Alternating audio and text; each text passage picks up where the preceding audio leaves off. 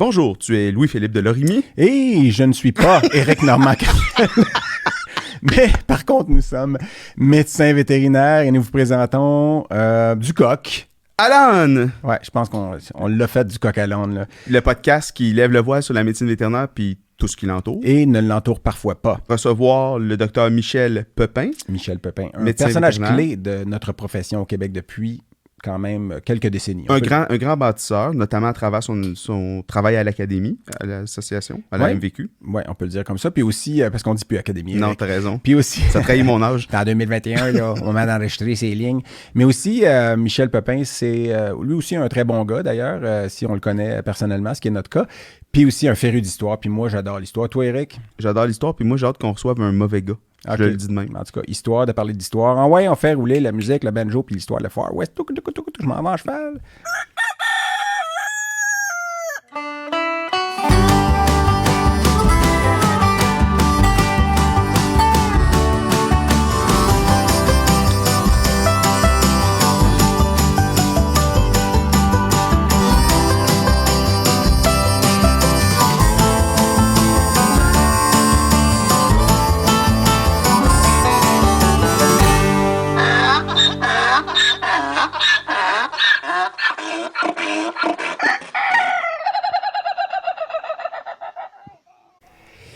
Hello! Eh bien. Bienvenue. Nous revoici. Dans un nouvel épisode. Nous revoilà. Oui, alors... Du coq à l'âne. Du coq à l'âne, épisode numéro 3577. Ouais. Nouvel épisode. C'est juste un nouvel épisode. Ouais, je sais. C'est toujours... Chaque épisode de ma vie en est un nouvel. C'est pas toi qui disais que chaque matin est un nouveau matin? Ou non, c'est pas moi qui disais ça. C'était titre de la chanson. C'était Avec Podcast qui disait ça. Comment vas-tu, mon beau Louis-Philippe? Ben là, arrête ça là, tout de suite. Là. Ça va bien, mais je sais pas à qui tu parles. Non, ça va. Écoute, depuis que la dernière fois on s'est parlé, il s'est passé beaucoup de choses. Oui, c'est un feu roulant. Il se passe toujours des choses. Moi, mais je vais te poser la question en premier. Toi, comment ça va, Eric? Parce que moi, j'ai eu des petits... En tout cas, tu sais, des fois, il y a des affaires qui arrivent qui nous rendent un peu anxieux, puis moi, j'en ai eu. Mais je peux pas parler nécessairement de ce qui est arrivé. C'est juste des fois, il arrive des affaires qui n'étaient pas prévues, puis que tu peux pas le contrôler, tu sais. Es-tu moyen que ce soit un petit peu plus mystérieux? C'est possible d'être moins clair, si tu veux. Mais c'est-à-dire que je me suis Explique-moi ça, je me suis réveillé ça. ce matin en étant stressé à propos d'affaires que je contrôlais pas, puis je me dis, ça sert à rien d'être stressé à propos des choses qu'on peut pas contrôler. Mais en même temps, c'est pas tout à fait vrai, parce que, tu sais, je repensais à Noé, puis je me suis dit, tu sais... Noé, le Noé? Ben, il y en a combien, tu sais. En fait, c'est une bonne question, mais oui, le Noé, parce que, tu sais, lui, s'il avait décidé de stresser à propos de quelque chose qui avait pas de contrôle, puis de... En tout cas, je veux dire, il a décidé d'agir, puis une chance grâce à lui, parce que sinon, on n'aurait pas de job. Fait que si Noé n'avait pas pris les choses en main, on n'aurait pas de job parce qu'il n'y aurait plus d'animaux. On est d'accord? Ouais, mais en même temps, il aurait peut-être pu laisser les moustiques mourir. Hein? Il aurait pu. Mais est-ce que vraiment les moustiques étaient sur l'arche ou voguaient autour? Là, ouais, c'est une bonne question. Mais de toute façon, c'est que je m'égare un peu. Là, c'est parce que je me suis posé la question... de toute façon, on ne sait pas... Noé, lui, on ne sait pas ce qu'il a fait avant puis après l'arche. Là. Puis de toute façon, c'est lui qui la pilotait, l'arche. C'est pas clair, ça, dans la Bible. Puis moi, ça fait longtemps que je ne l'ai pas lu, vu que ça fait longtemps que je n'ai pas été dans un hôtel américain. Là. Mais ce qui, en général, va de pair, là. Puis Noé, qui est un prénom très populaire en anglais, le Noah. Tout le monde appelle son fils Noah, en tout cas beaucoup de monde. Puis moi, je comprends. Puis Ève aussi, tu sais, je travaille avec quelqu'un, sa fille, c'est Ève. D'ailleurs, qui est un prénom... Tu te rappelles que Ève et Noé, pas de lien ensemble? Non, je sais qu'ils n'ont pas de lien ensemble, mais Ève, c'est un prénom qui est un palindrome. Mais tu sais, un palindrome à 3 lettres, on s'entend que c'est facile. Hein? Ève, ici et tous les autres, là. Mais ça n'enlève pas la qualité du palindrome. J'aime trop les palindromes pour ne pas mentionner ce mot-là régulièrement. Mais puis d'ailleurs, Adam, quand tu dis Adam à l'envers, ça fait Mada. C'est comme le début de Madame. Puis d'ailleurs, c'est avec Adam qu'on a fait une Madame. Oui, avec sa côte, sa 13e. Mais je vais revenir à Noé parce que Noé, de toute façon, j'ai repensé à lui en me disant ça parce que ça sert à rien d'être anxieux. Puis tu sais, Noé, dans le fond, il était à une arche et un Y d'être noyé. T'sais. Dans le fond, s'il pense qu'il... en tout cas, je sais pas. Sérieusement, je me suis réveillé ce matin en me disant ça. Noé, tu rajoutes un Y qui est noyé, tu y enlèves son arche aussi. Puis, mais sinon, ça va bien. Parce qu'on a eu un petit pépin récemment, puis on a réussi à contourner ça. Puis écoute, moi, je suis comme à chaque début d'épisode, je suis excité comme pas un. Mais aujourd'hui, encore plus. Encore plus, parce qu'aujourd'hui est un jour nouveau. Puis Eric, est-ce que tu veux justement introduire notre invité de marque, de prestige? Oui, c'est avec un grand plaisir et un honneur qu'on reçoit Michel, et là, je vais le dire comme il faut parce que tu m'as fait remarquer. Écoute, ça fait 25 hier ans qu'il te soir, connaît. à minuit, que c'était Michel Pepin, en fait. Et non pas qui n'avait Pépin. pas d'accent. Et donc, on a le plaisir d'avoir Michel avec nous aujourd'hui pour notre épisode. Merci. Bienvenue. Ben, c'est un honneur. Merci infiniment de m'avoir invité. Oui, parce que, écoute, ça fait longtemps qu'on parle de faire ce podcast-là, puis tu étais un invité qui était un incontournable, comme on dit. Mais ça m'insécurise un peu à vous regarder comme vous savez. Je ne sais pas trop dans quelle direction on s'en va. Écoute, ça s'appelle du coq à l'âne. Fait qu'attends-toi à rien de moins. Mais, tu sais, pour te connaître, Michel, je sais que tu n'aimes pas ça quand on parle de toi. T'es un des grands bâtisseurs de la médecine vétérinaire au Québec, puis quelqu'un de très humble. T'aimes pas ça de tout ce qui est honneur. Les spotlights. Oui, exactement. T'es un travailleur de l'ombre, tu sais, qui fait avancer les choses souvent en étant en coulisses, mettons, on va dire comme ça. Mais aujourd'hui, on parlait de toi. C'est comme ça que ça va marcher. On va bien voir. On va bien voir. Pendant un bout. Bonne chance. Mais écoute, je vais te la poser la question, moi. Est-ce que c'est les Pépins qui ont un accent, puis les Pepins, est-ce que vous êtes parents ou qu'est-ce qui est arrivé à l'accent? Théoriquement, les Pépins, ce sont des Français. Pépin le Bref. Et puis Pepin, ce serait des Belges. Mais je pense que l'accent s'est perdu. Je ne sais pas à l'origine. Je pense qu'on avait un accent, puis on l'a perdu. Okay. Mais on n'a pas cherché à le retrouver. Okay. Mais Philippe me faisait remarquer, en fait, que tu partages ça avec la doyenne. Oui. Qui n'est pas une théorie, mais qui est une théorie. Ouais. Donc, mais elle, c'est parce que je pense que c'est théories américains qui ont perdu l'accent, là, je pense. Ouais. On parle toujours de notre accent, mais finalement, c'est pas très important. C'est ça. Ça fait, au final, tant qu'on se comprend, c'est ça. Oui, en France surtout. Mais c'est eux qui ont un accent, de toute façon, on le sait. Clairement. Mais donc, en fait, pour te rassurer, on a une première partie où on parlait de 3 sujets qu'on a vus dans les derniers jours, qui nous ont allumés. Mm-hmm. Tu es bienvenu de participer, tout ça. Desquels tu n'es pas au courant. Puis d'ailleurs, de toute façon, ceux dont moi je vais parler, Eric n'est pas trop au courant. Non, c'est ça. Nous aussi, c'est des surprises. C'est volontaire. On veut se rendre sur la... Hein? On est en déséquilibre un petit peu. Soyons surpris. On se garde, exact. Puis après ça, la deuxième partie, là, on va plus... On va parler de toi. On va te demander de faire... de t'auto-décrire. Ouais, ta biographie, ton autobiographie. Ah oui, ben je vais commencer à travailler. Je vais prendre des notes tout de suite. Avec l'âge, la mémoire. Hein? Ouais, mais c'est pas important les dates. Là. C'est rough, bon, ça me rassure. Ouais, c'est ça. Ouais. Puis on a deux, trois sujets dont on aimerait parler avec toi parce que... Peut-être même 4. Ouais. Plus je vous écoute, puis je vous attends. Fantastique. Mais moi, je vais peut-être t'impliquer tout de suite, Michel, parce qu'un des sujets que j'avais décidé de... Parce que je me rappelle que tu avais écrit, puis je pense à toi à chaque fois que je vois cette statue-là, puis que je parle à qui veut bien l'entendre, de Lambert Closs, là, mais de sa chienne Pilote. Parce que tu avais écrit d'ailleurs son histoire à la chienne Pilote de Lambert Closs, puis peux-tu nous résumer brièvement ce que c'était? Là, j'imagine que tu t'en rappelles, parce que là, tu as l'air de dire que tu vas avoir besoin d'appeler... Je chercher dans Google. Non, mais ça me fascine toujours. L'histoire me fascine, puis bon, celle des animaux aussi. T'es un féru. Elle est souvent méconnue. Lambert Closs, il y avait une chienne qui s'appelait Pilote. Mais c'était quoi son rôle dans la colonie? C'était le... Elle était l'intendant. Non, mais lui, c'était pas l'intendant, mais en charge de la sécurité. Oui, c'est ça, on peut dire. L'agent de sécurité de l'époque. Donc, il devait surveiller le fort pour pas que les Iroquois les attaquent. Puis bon, Pilote, la petite chienne, un moment donné, les Iroquois ont attaqué, mais la chienne a averti la bourgade qu'il y avait des Iroquois. Puis ils ont réussi à défendre, évidemment. Puis on dit que Pilote a sauvé la ville de Montréal. Mais à l'époque, c'était Ville-Marie, grâce à cette attaque-là. Puis même, on raconte qu'elle avait eu une portée de petits chiots. Puis elle amenait ces petits chiots attaquer les Iroquois pour leur montrer de ne pas avoir peur. Donc, c'est les Iroquois en avaient peur. Hein. Je pense qu'il n'y avait pas de chiens, puis qu'eux autres étaient où... Il y avait, au début de la colonie, il y avait quand même des chiens qui ressemblaient un peu à des renards, là, qui n'étaient pas véritablement des vrais chiens, mais il y avait quand même des renards là, sur le territoire. Mais cette chienne-là, elle est devenue populaire, puis elle a son monument avec Maisonneuve sur la place à Montréal, clairement. Est-ce qu'on sait c'était un chien de quelle race, à peu près, là, mettons, comme style gros, petit? Ce genre de petit berger qui devait avoir peut-être 35-40 livres. Là, okay. Sa statue qui est devant l'église Notre-Dame à Montréal ressemble à un genre d'épagneul, mais c'est difficile à... Je pense qu'il y a de la de romance là-dedans, mais moi aussi, parce que t'es un féru d'histoire, pas juste l'histoire vétérinaire, mais l'histoire en général, puis je partage ça avec toi. Puis je suis content, je voulais en parler parce que justement, il y a une étude qui est sortie, c'est quand même en 2015, mais c'est une revue, puis Eric, il le sait pas, parce que j'arrive avec des sujets, puis il n'est pas supposé les savoir. Tu mais voulais j'ai pas quand me même dire la revue? Brièvement, non, la revue s'appelle Journal of Human Evolution, puis qui évaluait justement l'ADN de chiens anciens, de Canis lupus familiaris, là, mais pour ne pas le nommer. Parce que on aime ça. Dans un épisode futur ou passé, on a déjà parlé ou parleront du latin et de la mammalogie. T'avais eu ce cours-là, mammalogie, avec le Dr. Pierrard. Fait que tu te rappelles, évidemment, comment qu'on appelle, mettons, je sais pas moi, la marmotte. C'est quoi? Oh, ça, c'est une bonne. Ah, ben non, mais tu l'aimes. Tu la connais, marmotte? Ben là, tu me dis ça. Puis... Marmotta monax. Bon, en tout cas, mais Canis lupus familiaris, je sais, mais ça occupe tellement de place dans mon cerveau pour rien là, qui pourrait être plus utile. Donc, puis ils ont évolué donc l'ADN de chiens anciens. Puis ce qu'ils analysaient particulièrement, c'était l'ADN mitochondrial. Puis des chiens qui venaient de 3 sites. Puis ils ont pu déterminer qu'il y avait des chiens nord-américains qui étaient là avant l'arrivée des Européens, donc dans précolombien, puis qui avaient des origines d'Eurasie, donc probablement de Russie, tout ça, dans ce coin-là. Puis les séquences, ils ont évalué les séquences d'ADN mitochondrial, donc de 42 chiens précolombiens provenant de 3 sites, Illinois, Colorado, puis Colombie-Britannique.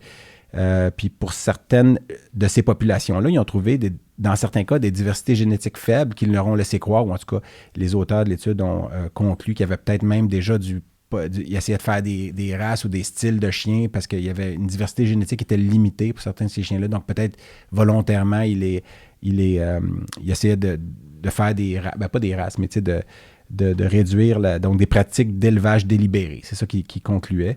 Puis ils ont aussi éventuellement identifié des haplotypes, des sections d'ADN sur un même chromosome qui étaient similaires aux loups, suggérant qu'il y a probablement eu aussi des mélanges avec la domestication des canidés sauvages d'Amérique du Nord, donc des mélanges avec les chiens, ces tribus-là. Fait que, tu sais, j'ai trouvé cette étude-là un peu... tu sais, je dis par hasard, mais c'est totalement faux, parce que ce qui arrive, c'est que je me dis, OK, là, on va parler avec Michel, puis j'ai pensé à la chienne pilote, puis je trouve ça tellement cool, cette histoire-là, parce qu'à un moment donné, j'avais une idée à chaque fois que je dis le mot pilote, je pense à cette chienne-là, tu sais, puis je veux dire, je le dis souvent, là, je veux dire constamment à chaque jour. Oui, c'est... Non, mais j'avais un projet à un moment donné je voulais partir d'une fondation, puis je m'étais dit, ça s'appellera la Fondation Pilote, puis ça sera en l'honneur de la chienne qui avait protégé la colonie contre une attaque iroquoise. Donc, l'histoire que tu viens juste de raconter. D'ailleurs, on a créé le Panthéon québécois des animaux, mais je me suis toujours dit, on devrait à titre posthume un jour introniser Pilote dans le Panthéon. Parce que... c'est ça, mais Michel, vraiment incroyable. Je suis tout à fait d'accord. Puis on va à Place d'Armes, puis non, mais je suis avec toi là-dessus. Là. T'as raison. Puis Starbucks aussi. Pour quand même dans l'histoire des mérites, mais... Starbucks, il a eu son heure de gloire quand même. Moi, je l'ai vu pour vrai, le vrai Starbucks. Tu l'as vu toi aussi quand tu étais étudiant? Ouais. Il était retraité, mais il y avait encore beaucoup de paille congelée à son nom. Juste avant... J'ai vu les clones aussi. T'as vu ces clones? Ouais, ça, oui. Probablement pas le droit d'en parler, mais en tout cas, quand j'étais résident, ouais, c'est ça. On a fait ça 15 secondes. Mais juste avant parce que moi, je vais te laisser partir sur un sujet, mais juste avant, parce qu'on a, moi, hier... ou en tout cas, non, mais attends, avant que tu ailles là, je veux juste dire, vas-y. parce que ce que tu viens de dire, c'est hyper intéressant, parce qu'en fait, le chien et l'homme, c'est une des plus belles évidences de coévolution, en fait. Puis ça, on en reparlera à un moment donné, mais c'est... Moi, mon hypothèse personnelle, c'est que c'est un des... Tu sais, on a parlé souvent de l'agriculture, puis tout ça dans les facteurs déterminants de l'évolution de la société moderne, mais tu sais, la présence du chien à nos côtés a été un avantage évolutif certainement très important. Mais puis, c'est un modèle, tu sais, déjà, les canidés vivent en groupe, puis il y a besoin d'avoir un leader. Fait que c'était un peu une union un peu naturelle aussi. Je t'aide, tu m'aides, puis... Mais je m'en suis rendu compte quand je suis allé voyager en Mongolie, où est-ce qu'ils ont encore un mode de vie nomade, de voir à quel point, dans le fond...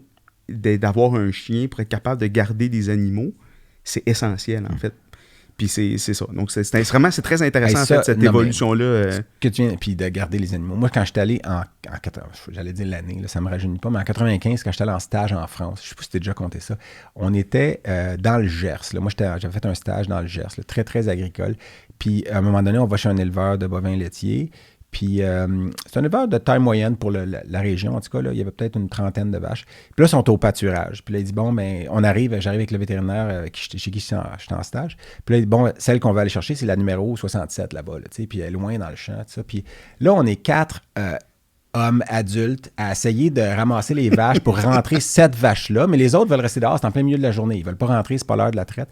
Fait que là, on essaye de la mettre dans le coin. Puis là, on fait des bruits, on fait des moves de main, tout ça. Les vaches s'éparpillent, ils passent entre nous deux, on essaie ça ne marche pas.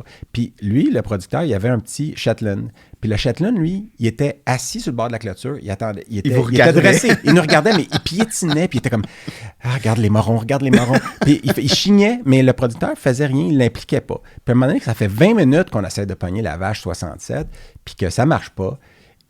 Il regarde son chien qui frétille depuis le début, puis il dit les mecs, est-ce que vous voulez que je demande à ma chienne? Puis là, on dit, bah oui, on est tous en sueur, puis on est sans aucun succès. La chienne part, 7 secondes plus tard, la vache est dans sa stalle. Il l'a regardé, il a pincé un jarret une fois. Ça devait pas être la première fois qu'il mordait un jarret. La vache est dans sa stalle, puis elle est comme, OK, faites ce que vous voulez. Là, Puis vraiment, là, tu vois la perte d'énergie que nous, on a eue à 4 adultes, alors que le chien, en 2 minutes, c'était réglé. Là. Puis un de mes plus beaux souvenirs en voyage, c'est en Écosse, où j'ai vu des chiens, des border collies travailler dans des impressionnant. C'est hallucinant. Là. Ils sont 3-4, ils contrôlent le champ. Là. C'est fantastique. Moi, je trouve ça beau. Puis ça, c'est une race où, d'ailleurs, le look ou l'apparence, la taille n'est pas un critère. C'est vraiment la qualité du travail au champ. Moi, je me rappelle de ça via Vincent Caldwell, que son père avait des Highlands, là, puis des moutons, surtout, parce qu'il il faisait des concours où est-ce que les Border Collie venaient. Puis si ses parents ne sont pas Border Collie, ils peuvent devenir un Border Collie de race par leur aptitude au travail. Donc, c'est ça, c'était impressionnant, ça. Les critères sont complètement différents, puis c'est bien mieux si tu y penses, versus un critère basé seulement sur le look, là, qui n'est pas logique. Là. Non, parce que quand tu vas sur la fonction, c'est là que tu peux améliorer le pot génétique versus quand tu sélectionnes des critères phénotypiques que tu ne sais pas trop ils sont codés comment. Puis, Mais là où je voulais en venir, c'est que on va inviter les mains propres de Daniel pour venir parce qu'il y a peu de temps, c'est-à-dire hier, dans le moment où ceci est enregistré, mais je suis allé rencontrer les gars de la microbrasserie 4 Origines, justement, pour revenir à Montréal, puis pilote, on va faire... c'est un beau lien. On va booker une book. J'aime ça, booker des books. Puis c'est la brasserie 4 Origines dont j'arbore fièrement la T-shirt. Et j'ai rencontré Keegan, qui est un des... dont j'ignore, je me rappelle plus du nom de famille, mais qui a été très gentil puis qui nous a fourni des verres pour déguster une bière de microbrasserie dans l'optique d'encourager. Oui, puis les étiquettes de ces canettes-là sont phénoménales ici. Puis là, on va boire la Montréal 514, qui est si je ne m'abuse, une New England IPA qu'on va déguster. Et évidemment, on y va mollo, un tiers. On écoute. On voit que Daniel, c'est pas sa première canne de bière qui ouvre à vie. une certaine fluidité dans le geste. Hein? Il n'y avait aucune hésitation. Le mouvement est perfectionné. On dirait une pub. Merci. Alors, les verres ont été désinfectés. Oui. Puis, on va goûter à ça. Puis, je remercie encore Keegan et la brasserie 4 Origines. Allez les voir, ils sont à Pointe-Saint-Charles, sur la rue Saint-Patrick, tout près des containers qui sont au coin de la rue Bridge, en l'honneur de la reine Victoria. Qui, par ailleurs, était reine à 18 ans pendant que mon ancêtre se faisait accuser en tout cas. Parce que c'est elle, tu sais, parce qu'on en a parlé dans un épisode antérieur ou postérieur futurement passé. C'est fou comment je n'avais jamais porté attention à quel était le ou la souveraine. C'était Victoria. À ce moment-là, qui était toute jeune. Toute jeune, Pendant que aux États-Unis, c'était Martin Van Buren, qui, lui...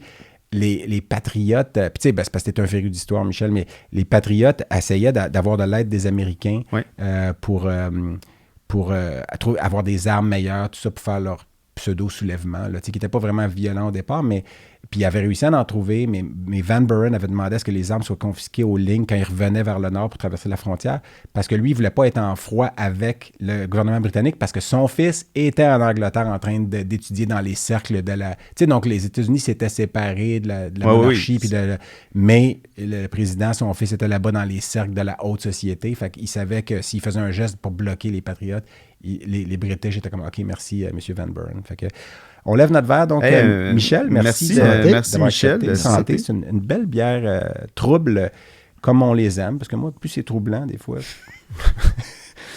Donc, santé. Excellent. Oui, très bonne. Merci encore aux 4 Origines. Alors, Éric, je pense que tu avais un sujet. Oui, moi, en fait, c'est venu complètement du champ gauche la semaine dernière où ma fille, qui a 9 ans, qui est en 3e année, dans un cours de sciences, elle apprend les organes abdominaux, tu sais, la base, là, les poumons, le cœur. Le haut du corps ou le bas du corps? Ah, les deux. en haut de la ceinture. On parle de oui, c'est ça. C'est pas à laine. Et puis, je me rappelle pas comment c'est venu sur le sujet, mais elle me parle d'un organe qu'elle connaissait pas, nouveau qu'elle apprenait, puis elle me dit « Ah, mais ça, il y en a 2 comme les reins. » Puis là, je réalise en fait que dans sa tête, tout est symétrique à l'intérieur. Puis là, j'ai dit, ben non, en fait, les reins, c'est une exception. Puis là, je me suis mis à creuser ce sujet-là, en fait, de me dire... Ta fille, elle te connaît, hein? Elle savait qu'elle ouvrait une canne. Puis on est très biaisé parce que nous, les humains, on est des spécialistes de la reconnaissance du visage. parce qu'on est des animaux sociaux, pour identifier les autres individus de notre groupe. Puis c'est vrai que le visage, il est relativement symétrique. Mais à part ça, dans le reste de la nature, de façon générale, il n'y a pas de symétrie. Donc nous, on aime beaucoup, dans la peinture, l'architecture, tout ce qui est les projections artistiques que les humains ont créées. Souvent, on aime ça, l'équilibre ou la symétrie. La symétrie. Mais dans la nature, en fait, c'est plutôt l'exception. Tout est asymétrique, en fait. Puis quand tu commences à regarder des coquilles d'escargots qui sont toujours dans le même sens, à la disposition de nos organes, c'est très intriguant. Puis bon, là, j'ai regardé un petit peu, j'essaie de trouver c'est quoi l'explication de ça. Parce que même nos mains, en fait, on se dit, elles sont symétriques. Ben, c'est une image miroir. Hein. Exact. Essaye de mettre un gant gauche dans la main droite, ça fonctionne pas. Donc, il n'y a pas vraiment de symétrie dans la nature. Pourquoi? Tu sais, je regarde les branches d'un arbre. On est plus souvent dans des schémas fractals que dans de la symétrie. Donc, on répète des schémas, mais c'est pas nécessairement la symétrie. Tu as expliqué ça à ta fille de 9 ans quand même. Non, mais ça, c'est à partie... Okay. J'ai dit non, la symétrie est une exception. Puis là, je me suis dit, mais pourquoi? Je ne m'étais jamais posé cette question-là. Je suis dans l'abdomen. Puis même nos tu sais, on a souvent un testicule plus gros, un sein, une main, un pied plus long. Tu sais, même... Bon. Là, tu parles juste de toi. Là. Ça, tu parles juste de toi. Je ne jamais mesurer ça. En fait, on a le testicule gauche plus bas parce que le rein gauche est plus bas, puis le testicule passe... Ça, je veux dire, c'est clair que... Oui. Mais pourquoi le rein gauche est plus bas, tu sais? Alors, là, parce que la surrénale gauche est plus basse. Parce que le foie est plus gros parce à gauche. Parce que l'artère rénale gauche est plus basse, fait qu'il faut qu'il soit à la bonne place pour se faire nourrir. Mais tu sais, c'est ça. Puis, on ne le sait pas, en fait. Il y a plusieurs explications, mais une des choses, c'est que... Parce que quand tu prends un embryon au début, la division cellulaire, elle est symétrique. Ouais. Puis elle devient... La morula, puis tout ça. Exact. Puis elle devient à un certain point asymétrique. Ouais. Puis chez certaines espèces, dont nous, entre autres, je pense que le chien aussi, il y a ce qu'il appelle un noyau. Puis là, il pense qu'il y a des cils à l'intérieur, puis les cils se mettent à tourner dans un certain sens, puis ça l'organise les organes. Mais il y a d'autres animaux assez évolués, par exemple le cochon, qui ont exactement une asymétrie comme nous, ils n'ont pas ce noyau-là. Donc ça l'explique pas tout. Puis d'autres pensent que ça remonte jusqu'au niveau moléculaire. En fait, quand tu regardes les protéines et les sucres, ils sont aussi très asymétriques. Et il y a de la chiralité, hein, il y a toujours les droites et les gauches, puis il y a toujours un qui est plus abondant que l'autre dans la nature. Les veaux puis Dexter. Ouais, c'est ça, exactement. Ben, c'est ce qui est mais droit. Toi, est-ce que tu...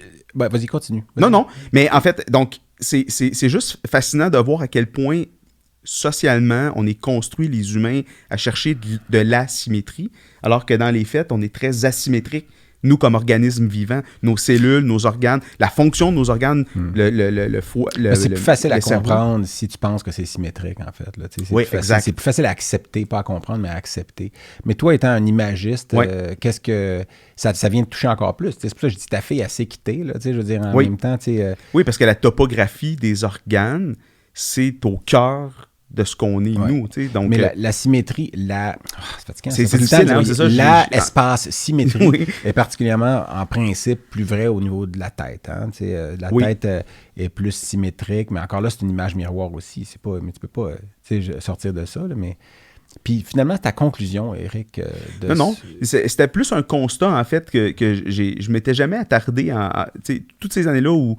Tu l'as dit, pour moi, l'anatomie, la topographie des organes est très importante. Je ne m'étais jamais questionné sur... Parce que, tu sais, logiquement, tu veux de la redondance. Pourquoi, par exemple, dans nos organes, on n'a pas deux foyers de cellules hépatiques séparés avec une vascularisation indépendante comme les reins qui nous donnerait de la redondance, en fait. Donc, il y a un choix évolutif là-dedans, puis moi, je n'ai pas trouvé la réponse, mais c'est quelque chose dont j'aimerais discuter éventuellement avec un spécialiste de l'évolution pour voir c'est quoi l'avantage évolutif, en fait, d'un point de vue organisation de nos organes, d'avoir eu ce débalancement-là dans notre disposition des organes. C'est qui a deux cœurs? C'est les Ben là, il faut que tu tombes dans des ordres vraiment plus tu sais, genre les octopus, là, toute la... Oui, c'est ça, qui ont deux cœurs. Puis, mais si tu leur en enlèves un des deux, est-ce qu'ils survivent? Et ça, c'est une très bonne question. Est-ce qu'il y a les lombriques, il y a d'autres. Tu sais, Michel, les lombriques ont deux cœurs aussi, hein, c'est ça? Même plus, je crois, ils en ont même 3 ou 4, là. Ah ouais. Donc, moi, ce qui m'intéresse, c'est quand ta fille te pose des questions comme ça, ça. Là, tu dis jamais, va voir ta mère. En tout cas, sa mère, elle dit, va voir ton père, puis elle sait qu'elle a la paix pendant 1 heure. Deux vétérinaires, qu'est-ce que tu veux? Ouais, c'est ça. Non, en fait, c'est que ma fille, elle me parle de ça, puis là, moi, je pars, puis elle a fait d'autres choses. Ben, Moi, je suis parti pour 2 heures. La question l'intéresse pas, c'est juste... La réponse l'intéresse pas, c'est juste la question. Mais t'as répondu quoi à ta fille? Je lui ai dit... T'écouteras le podcast. T'écouteras le podcast, chérie. Je lui ai dit c'est un leurre et je vais prouver pourquoi c'est un leurre, puis j'ai pas été capable de trouver l'explication, fait qu'on a juste arrêté d'en parler. Ben, elle a 9 ans, c'est ça l'avantage, mais bon, enfin, bref. L'autre chose, vas-y. Je suis tombé sur une affaire par hasard cette semaine. Le même hasard que moi tantôt? Ouais. Est-ce que ça vous est déjà arrivé, puis je suis certain que oui. Ben pourquoi tu poses? Pour l'introduire le sujet. Ouais. Par politesse. D'être dans une discussion avec quelqu'un puis de ne pas savoir comment la terminer. Tu sais, d'être avec quelqu'un qui s'accroche à une discussion. Ah, que tu lui donnes des signaux verbaux, non verbaux, que c'est... Toi, t'as des noms en tête. Hein? Dans la salle? Est-ce que tu louches ou tu me regardes? C'est pas clair. C'est pas clair. Pour vrai, c'était arrivé avec moi. J'éternise ça, moi, des conversations. En tout cas, peut-être que... Regarde, peut-être parce que je trouve que tu me donnes du gaz, puis parce que si j'éternise ça, c'est parce que l'autre te donne quelque chose, tu sais. C'est ça l'affaire, c'est qu'il faut vraiment que tu donnes des réponses plates pour que l'autre comprenne. Tes signaux, là, que tu dis... Tu sais, des fois, parce que oui, ça m'est arrivé, évidemment. Puis des fois, les signaux, c'est comme, bon, mais je vais donner des réponses un peu plates, tu sais. Puis tu dis, ben, effectivement, hein? Tu sais, puis c'est de la pseudo-écoute active, ou est-ce que tu finis juste par l'encourager, tu sais, puis dire que oui, il a raison pour finalement sortir de là. Mais là, il va dire, oui, mais des fois, tu trouves pas que, puis il part dans un autre angle, puis il te force à répondre à ça aussi. Tu sais, il ou elle, là, d'ailleurs, je pense pas à quelqu'un en particulier. Mais... non, mais c'est parce que toi et moi, on s'éternise, puis les deux, on s'encourage. On se pitch de l'huile, puis sur le feu, là, mais pourquoi tu poses ça? Est-ce que ça vient de... En fait, c'est que sur le site nature.com, c'était une étude, c'est des psychologues qui ont fait ça dans un laboratoire, avec presque 800 personnes. Ils ont donné un temps déterminé, puis les personnes devaient se fixer un moment où ils trouvaient que la conversation devait se terminer. Et puis, il y a seulement 2% des conversations qui se sont terminées au moment où les deux interlocuteurs l'auraient souhaité. Donc, c'est vraiment une minorité de conversations. Puis à chaque fois, les gens, ils trouvaient soit d'un côté que ça s'était terminé trop rapidement, ou ça s'était éternisé, puis ils ne savaient pas comment... Puis il y a comme pas ils ne savaient pas comment signaler à l'autre que c'était terminé, que cette conversation-là... C'est celles-là qui sont pénibles. Trop rapidement, ça veut dire quoi? C'est, en fait, parce que le sujet était épuisé, là. Mais c'est celles qui sont pénibles, c'est celles qui s'éternisent, où toi, tu trouves que le sujet a été couvert, mais l'autre personne, clairement, ne trouve pas que c'est le cas. Mais parce que c'est rare que dans une conversation qui n'est peut-être pas formelle ou par écrit, que tu vas dire à la personne, à ton interlocuteur, c'est beau, la conversation est terminée, j'ai plus rien à te dire. Souvent, on va pas d'être formel comme ça, on va essayer de trouver... C'est perçu comme étant impoli. Exact. Ouais. Et pourquoi certaines conversations se prolongent dans le cadre de porte, près de l'auto? Tu sais, quand on est dans une situation où on peut parler librement puis confortablement, on dirait à un moment donné que ça s'épuise, puis il suffit juste de se lever, puis là, je m'en vais, puis là, ça part. Là, tu sais, puis 1 heure après, on est encore dans le cadre de porte. Là, là c'est dur. Oui, mais là, ferme la porte. C'est un peu ce qui a mené à ce podcast. Là. Eric, ça nous est arrivé quand même plus qu'une fois là, d'avoir des discussions qui sont éternisées. Là, je veux dire, un peu, Ça dépend de quelle heure de la journée aussi.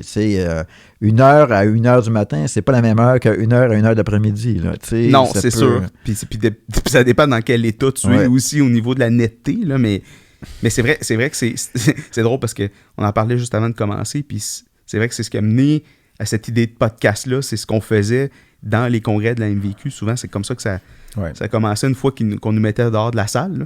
Après le party du samedi soir, ben nous, on continue. On avait 2-3... Mais des discussions qui sont pas nécessairement « Ah oui, tel cas, nanana ». On n'a pas parlé de... Mais des fois, oui, aller divaguer sur des choses qui ont rapport de près ou de loin à l'animal, à l'homme ou à nos vies en général, de toute façon. Mais tu sais, après ça, ce qui a mené à ça, c'est de dire, ben est-ce qu'on peut inviter, est-ce qu'on peut faire un podcast où on peut intéresser d'autres personnes? Bon, on espère qu'on n'est pas juste 3 à écouter ça en ce moment, là. Puis qu'il peut avoir... Moi, je trouve que justement, le genre d'histoire que tu m'amènes comme ça, c'est ça que j'aime entendre, là, tu sais. Mais là, je pense que la discussion est terminée. Trop tôt ou trop tard? Non, juste parfait. Parce que tu as donné un marqueur de fin. C'est ça qui est difficile. C'est ça qui concluait dans l'étude, que c'était nécessaire? Ou, oui, mais en fait, c'était des stratégies, par exemple, comment, quand tu es en télémarketing ou quand tu es une réceptionniste, comment arriver à closer la discussion pour que ça soit court et efficace. Puis en fait, la conclusion est intéressante parce qu'il disait, par exemple, quand t'es toujours mieux de confirmer un rendez-vous que d'attendre que les personnes t'appellent pour confirmer, parce que à ce moment-là, le but est très clair, puis tu peux avoir une discussion qui est beaucoup plus courte au téléphone si tu appelles pour dire, par exemple, oui, monsieur X ou madame Y, votre rendez-vous 15 mai à 17h, est confirmé, oui, merci, la conclusion est finie, que tu attends que la personne t'appelle, oui, je voulais savoir si le rendez-vous que... Puis là, c'est une conversation qui est difficile à fermer. Mais c'est intéressant parce que comme vétérinaire, on va avoir des clients qui vont dire, ils parlent trop ou ils parlent pas assez, puis il faut que tu t'adaptes parce qu'il y a des gens qui veulent entendre, puis il y en a d'autres qui veulent pas entendre, tu sais, c'est bon, c'est quoi le problème, réglez-moi là, puis tu sais, ça quand devient... le vétérinaire parle trop. Oui, ça peut être ça. Ça peut être le client aussi. Ça peut aller dans les deux sens. Mais la perception, après, c'est quoi? Il m'a rien dit, oui, il parlait, puis c'est pour rien dire. Tu sais, il faut s'adapter à chaque personne. Là, ils sont tous différents. Ça, c'est peut-être un des aspects les plus difficiles. Tu sais, vous, non, mais Eric, vous faites des rapports écrits, puis on va aller vous parler, les radiologistes, puis avoir mais quand tu parles à un client, puis là, en plus, en période où on ne les voit pas nécessairement toujours de visu, là, les clients, leur réaction corporelle, mais quand ils sont dans la salle de consultation, tu leur donnes l'information, puis des fois, est-ce que je suis en train de le perdre? Est-ce que c'est des détails qu'il ne veut pas savoir ou est-ce qu'il en veut plus? Puis tu le sais par leurs questions, par contre. Parfois, c'est là où tu le sais. Là. Mais c'est ça que des spécialistes, là. Il faut faire attention au niveau de langage. Mais moi, ça m'arrive une fois par année d'aller parler à un client, puis c'est là que tu te rends compte qu'un radiologiste, pour vulgariser un client, on ne l'a pas. Souvent, ils me regardent et ils ne comprennent pas les mots que je dis. Mais c'est intéressant parce qu'au moment où le vétérinaire puis le client rentrent dans la salle de consultation au début, ce niveau d'attente-là, s'il n'est pas verbalisé, il n'est pas connu. Tu le sais pas. Toi, tu as ton style comme professionnel, puis tu as le client qui a des attentes de niveau de communication. Fait que, comment tu fais pour arriver à un niveau que les deux sont satisfaits? C'est vraiment intéressant. Puis la nouvelle génération, par rapport à l'ancien, ils viennent informer. Fait que clairement, ton client, il peut des fois avoir tellement d'informations que tu dis à quel niveau je me situe. Là, mais moi, c'est une des questions que je pose souvent au début de la conversation, c'est votre chien, moi particulièrement, c'est que je vois des patients qui ont le cancer ou qui ont été diagnostiqués avec un cancer récemment. Fait que je leur demande, votre vétérinaire vous a expliqué c'était quoi le cancer? Qu'est-ce que vous savez actuellement sur la maladie? Puis êtes-vous allé voir sur Internet? Puis quand la personne me dit non, mon vétérinaire m'a juste dit que c'est un cancer, j'ai décidé de ne pas aller voir avant de vous rencontrer. Pour moi, c'est comme, c'est une libération parce que là, je sais que je parle à une personne qui est, j'allais dire, vierge de connaissances, dans le sens où moi, je peux pas leur baragouiner, mais leur donner ma version de c'est quoi, parce que on parle de tumeur X, tu vas sur Internet, tu vas lire des témoignages de gens, mon chien a vécu 5 ans, ou non, ils ont tué mon chien avec de la chimio. Puis là, la réalité, souvent, est entre ces extrêmes-là, tu sais, puis quand ils n'ont pas d'informations, mais tu arrives, tu leur donnes l'information que tu voudrais qu'ils sachent. Puis après ça, je leur donne par écrit. Puis je dis maintenant, vous pouvez aller voir si vous voulez sur Internet, mais vous allez voir des choses qui vont sortir de ce que je vous ai dit à l'extrême dans un sens ou dans l'autre. Quand quelqu'un arrive avec une pile de documents dans le temps où il imprimait des choses, là, ou que quelqu'un me dit, moi, à date, j'ai vu ça, puis je suis sur le groupe de support de telle affaire, là, c'est plus pénible parce qu'il faut déconstruire des mythes ou des informations qu'ils ont apprises, puis ça, c'est difficile. C'est ça. Moi, c'est ça qui est le plus difficile des fois. Fait que c'est pour ça que c'est une question que je pose. Qu'est-ce que vous savez? T'sais? Puis quand c'est... aussi, des fois, je vais poser la question parce que je vois dans leurs questions, est-ce que vous êtes dans le milieu de la santé? Je vais poser cette question-là parce que je vois qu'ils me posent des questions précises. Puis là, ils me répondent, oui, je suis médecin. Bon, OK, moi, je vais changer mon niveau de langage puis je vais couper court. Là, je vais aller vers des... Puis ça peut aider aussi. Est-ce qu'il y a la même chose en tant que parent? Est-ce que quand vous rencontrez le médecin de vos enfants ou vos propres médecins, vous dites, je suis médecin vétérinaire, pour justement mettre à un certain niveau, ou vous n'en parlez pas? Moi, je le fais. OK, j'ai été exposé à la médecine humaine récemment parce que j'ai eu, en tout cas, des petites douleurs. Puis je suis allé voir l'interniste, puis là, l'interniste, elle me parle, puis en 2 phrases, elle sait que mon niveau de langage, et puis là, elle dit « Qu'est-ce que vous faites dans la vie? » Puis là, je dis « Je suis médecin vétérinaire. » Puis là, OK, mais je fais exprès. Puis j'ai pas le goût de le dire forcément, fait que je sors des phrases qui vont faire qu'elle va me poser la question. Puis quand je suis allé, c'est ça, quand j'ai vu un médecin récemment, c'est ce que j'ai fait. Puis ça marche assez bien comme tactique. Ouais. Moi aussi, parce que me faire simplifier à outrance je dis pas en arrivant, je suis médecin vétérinaire, mais en général, tu vas dire, je sais pas moi, j'ai regardé la biochimie, puis il y a telle affaire. Puis là, on dit, vous êtes dans le domaine médical. Puis là, parce que tu as su comment dire le mot biochimie. Oui, c'est ça. Je dis, oui, je suis médecin vétérinaire. Puis là, eux, ils changent leur niveau de discours, tu le sens. Mais là, c'est parce qu'ils savent pas que tu es radiologiste. Parce qu'ils disent, là, médecin vétérinaire, il faut le dire vite. Il faut regarder des images en 2 tons. Tu sais. Ça se voit-tu à la radio? Je leur dis tout le temps ça. En teinte de gris. Mais justement, j'ai quelque chose qui se voit pas à la radio. Moi, j'ai trouvé une étude que j'ai trouvée intéressante. J'allais dire, j'ai trouvé une étude intéressante, mais tout est relatif. Hein? Moi, je l'ai trouvée intéressante. Vous allez peut-être bâiller d'ici une minute. Mais d'ailleurs, ça, c'est une autre étude. On parlera du bâillement à un moment donné, du bâillement contagieux. Mais c'est une étude qui date de 2021, donc c'est très récent. Puis c'est paru dans Epilepsy and Behavior, mais c'est une revue humaine, Epilepsy Behavior. Puis elle évaluait les chiens qui sont des chiens détecteurs d'épilepsie chez les humains. Puis c'était en Floride. C'est donc un groupe de chiens de service, finalement, qui reconnaissent ce qu'ils appellent en anglais unique scent, là, une odeur unique particulière. Ils ont découvert, ils collectaient des échantillons de sueur sur des gens épileptiques à différents moments, en phase préictale, donc avant les crises, ou interictale entre les crises ou durant la crise. Puis ce qu'ils découvraient, c'est que, bon, les chiens, bien évidemment, il y avait des stats qu'ils savaient déjà, mais ils voulaient regarder d'autres choses, mais ils savaient que les chiens détectaient adéquatement les cas positifs dans 94% des cas.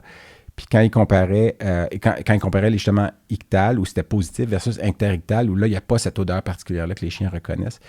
Puis ils ont regardé aussi les échantillons de sueur de non-épileptiques, puis de 19 personnes non-épileptiques, les 18 étaient négatifs sur les 19, donc il y avait un faux, entre guillemets, un faux positif là-dedans.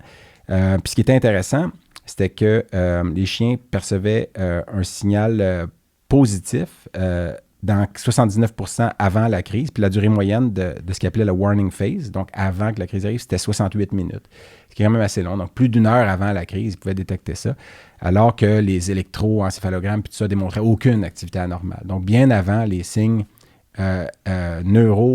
électriques, dans le fond, là. Puis il mentionnait que, bon, évidemment, plus de recherche était nécessaire pour découvrir c'est quoi ces composés-là, mais il y avait quand même, c'est des composés à base de carbone, évidemment, parce que pour ne pas revenir à un épisode où on a peut-être parlé de ça. Mais ils évaluaient, puis ils ont fini par trouver comme quelques composés qui ont isolé, puis qui semblaient des candidats à peut-être être les unique scent là, que les chiens détectent. Donc, ils pouvaient faire ça à double insu aussi. Puis d'ailleurs, il y a des critiques, des fois, sur ce genre d'études-là, que le chien, peut-être, le chien commence à s'énerver, le patient voit son chien qui s'énerve, fait qu'il fait une crise de stress parce qu'il voit son chien qui s'énerve, puis finalement, le chien a prédit une crise qui serait peut-être pas arrivée s'il n'y avait pas eu cette réaction-là. Mais il faisait pas ça, c'était à double insu parce que les chiens, finalement, étaient séparés, ils sentaient les échantillons sans être en présence de la personne. Fait que, puis il expliquait il détruisait les possibilités de critique, en fait. C'était très, très bien fait. Puis j'ai trouvé ça très intéressant, en fait. Parce que... moi, c'est plate, là, mais je vais te ramener ça à la résonance, parce que quand on regarde un cerveau de chien à l'IRM, là, je vais le dire, c'est phénoménal. Les lobes olfactifs, comment ils sont proéminents, puis cette cavité-là nasale, qui est une caisse de résonance pour les odeurs, puis justement, avec toute cette muqueuse-là qui est repliée sur elle-même, tu te dis, c'est une machine à sentir. C'est impressionnant. C'est incroyable. Moi, j'avais vu un jeune Saint-Hubert qui avait été présenté pour je sais pas trop, il y avait une bosse sur le museau, mais je pense qu'il y avait eu un trauma, puis il a fait une hyperostose quelconque, mais on avait scanné sa tête quand j'étais en Illinois, puis les cornets nasaux d'un Saint-Hubert d'1 an, en santé, avec juste une petite hyperostose de choc. C'est magnifique, c'est très, impressionnant. Très beau. Tu regardais un CT scan d'un bulldog anglais à côté, ils ne doivent pas sentir grand-chose. Leurs cornets nasaux sont écrasés d'avant en arrière. Il y a pas... Alors que les cornets du Saint-Hubert, c'est comme un millefeuille replié sur lui-même. C'est très, très beau. Ça, tu devrais mettre ça dans ton salon. Là. Une image. T'as raison. Je pensais à ça. Puis le lobe olfactif, d'ailleurs, c'est pas surprenant que... je sais pas, j'ai les chiens qui ont des traumas crâniens, s'il y en a qui perdent l'olfaction, j'imagine que oui, parce que chez les humains, c'est le sens qu'on perd en premier quand il y a un trauma. Souvent, c'est un trauma à l'arrière de la tête, le contre-coup est en avant, puis notre petit lobe olfactif niaiseux qui est tout petit se fait écraser. Puis on pourra en parler avec éventuellement un de nos invités qui est anosmique, pas par la COVID, mais par un choc. Non, mais mais j'allais dire, en plus, il y a le lien avec la COVID, c'est ça, c'est drôle parce que, tu sais... Mais la COVID, c'est viral, parce que c'est direct, c'est les récepteurs du mais parce qu'il est directement derrière la plaque criblée, donc il est très exposé, en fait. Mais même, je me demande si les récepteurs qui sont dans les voies nasales, dans la portion caudale des voies nasales, n'est pas endommagé. Je sais pas, j'ai pas lu sur la raison, mais c'est irréversible, donc je sais pas si ces récepteurs-là sont... C'est impressionnant. Et puis d'ailleurs, ma conjointe, qui est une interniste en médecine vétérinaire des animaux de compagnie, elle a une anosmie partielle qu'on a découvert récemment. Pas qu'on a découvert, elle le savait déjà, mais les gens n'y croyaient pas à la job. Parce que récemment, au Centre vétérinaire Rive-Sud, il y a eu un chien qui était fraîchement arrosé d'une moufette. Là, ça fait longtemps que je n'avais pas senti un intense comme ça, qui est rentré dans l'hôpital. L'odeur de moufette, là, qui est tellement puissante que tout le monde dans l'hôpital parlait juste de ça. Les yeux sauf ma conjointe qui était comme, je sens rien. Puis, tu sais, elle n'est pas anosmique, elle sent tout, mais l'odeur de moufette, qui est des mercaptanes, sulfurées, tout ça, elle ne l'aperçoit pas. Puis personne ne la croyait, parce que, comme, ben là, voyons, puis là, tu montes des fraises, ça sent fraises. Tu sais, elle sent tout, sauf l'odeur de moufette. Puis là, tout le monde, ben, les gens ne la croient pas. Puis on est allé chercher, puis ça s'appelle une anosmie partielle, puis c'est une personne sur 1000 qui n'aperçoit pas l'odeur de la moufette. Mais chance de chance, puis là, je me dis, ben, ça existe-tu pour les sacs à dos? Parce que moi, je fais des toucher avec toi tous les jours, puis je suis tanné des sentir les mots de sacs à dos. Tu prends des thérapies géniques pour tous les vétérinaires pour pas qu'on sente les glandes anales. Mais anosmie partielle, c'est quand même intéressant. Cool, ouais. Bon. Là, Michel, il nous regarde. Il n'y a pas de lien. Michel, okay. C'est quoi le titre du podcast? Du coq à l'âne. Je pense qu'il va falloir que ça rentre au poste. Là. Donc, Michel, promo 1982. Moi, mon premier contact avec toi, je vais te le partager parce que j'ai été nommé comme étudiant depuis longtemps. En fait, je ne sais pas quand est-ce que ça a commencé, mais depuis longtemps, il y a un poste pour un étudiant sur le conseil d'administration de la MVQ. Ça a commencé en 81, j'étais le premier. Ah ouais? J'avais réussi à convaincre l'association que ça prenait des étudiants. C'est intéressant, tu vois, je ne savais pas que c'était toi qui avais introduit ça. Qui existe encore aujourd'hui. Hein, c'est vraiment... Moi, je trouve ça excellent comme idée. Ouais.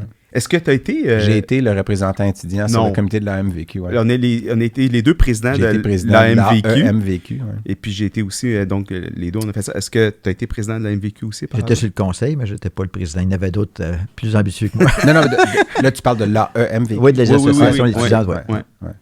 Et donc, je me rappelle avoir siégé comme étudiant et d'avoir été, c'était sous le règne Chénier, qui était président à cette époque-là, Michel Chénier. Moi aussi, je pense. C'est possible parce qu'il a dû faire quand même un certain nombre d'années. Peut-être Joël Bergeron aussi l'avait Non, été. Joël, il était sur le conseil, mais il était président après. Michel, OK. Et puis je me rappelle comment j'étais impressionné par toi, par tes idées, par ton... tes connaissances de ta compréhension, en fait. Puis j'ai compris plus tard, j'imagine que déjà à l'époque, ça avait commencé les sondages puis tout ça, mais ta compréhension fine, mais c'est pas que ça, parce que ça serait réduit de dire c'est juste parce que t'as posé des questions puis t'as des chiffres. C'est ta compréhension aussi des enjeux puis de voir venir un peu les coups à l'avance. Moi, ça m'avait beaucoup impressionné. Puis ça m'a donné le goût de m'impliquer à la MVQ. Ça m'a vraiment... c'est gentil. Ouais, ça m'a vraiment... t'as induit cette émulation-là. Fait que ça, c'était mon premier contact avec toi. Puis j'aurais le goût qu'on en parle un peu de la MVQ parce que c'est quelque chose qui a beaucoup... évolué. Transformer, je pense, la pratique vétérinaire des petits animaux au Québec. Puis j'aimerais ça un peu que tu m'expliques. Tu sais, le premier congrès, ça a été ton idée. Le rapporteur, nous, on a été des collaborateurs un peu. Comment ça t'est venu, cette idée-là de transformer, ce qui existait déjà, l'Académie, mais de transformer dans ce qu'elle est devenue aujourd'hui?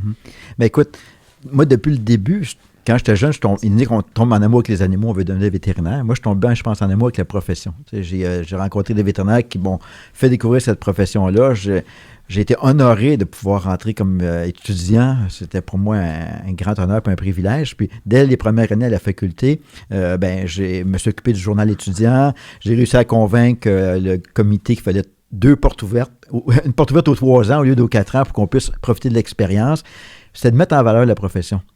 Donc, dès le moment où j'ai commencé à m'impliquer, c'était ça qui était important. Ensuite, je suis parti à Rimouski. J'ai commencé à faire des médias. J'ai écrit un livre sur l'histoire des vétérinaires parce que c'était mettre en valeur aussi l'histoire des vétérinaires. Je trouvais ça important.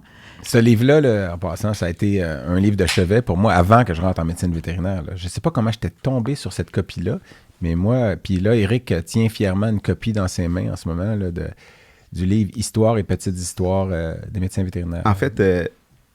j'en ai 2 copies, puis là, on s'est comme réalisé que c'est vraiment... On va te le faire dédicacer parce qu'on a des copies pas dédicacées, fait que là, on va en profiter que tu es là. Puis c'est un livre... puis Philippe m'a fait remarquer, on va revenir à ça, mais il y a plein... Juste ce livre-là, en soi, c'est fantastique. Il y a plein de C'est merveilleux. Juste les éditions. Ouais. J'avais jamais remarqué. C'est le seul livre. C'est le seul livre. C'est ce qu'on a cherché, puis c'est le seul. Donc, puis ça nous a fait bien rire hier, mais c'est un projet fou, là, parce qu'un livre comme ça... Mais c'est ce qu'on se disait, le travail que tu as dû mettre là-dedans. Il y avait un deadline, c'était le 100e anniversaire de l'école vétérinaire, donc j'avais 3 ans devant moi.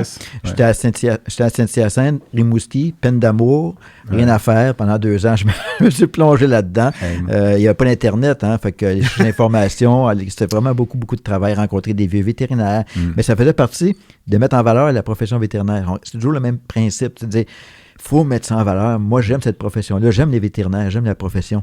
Donc, une fois que ça s'était fait, lancement du livre et tout, création de la Société d'histoire, après ça, je me suis dit, c'est pas vrai qu'à 25-26 ans, je vais être étiqueté comme un vétérinaire historien qui parle de vieilles affaires. C'est vrai que les historiens, en général, ça n'a pas de bon sens, là, tu sais. Fait que je me dis, faudrait au moins que je participe à l'histoire de la médecine vétérinaire au Québec. Activement. Moderne, c'est ça. Ouais. C'est pour ça que, à l'époque, on parlait de la MVQ, j'étais représentant étudiant. Ouais.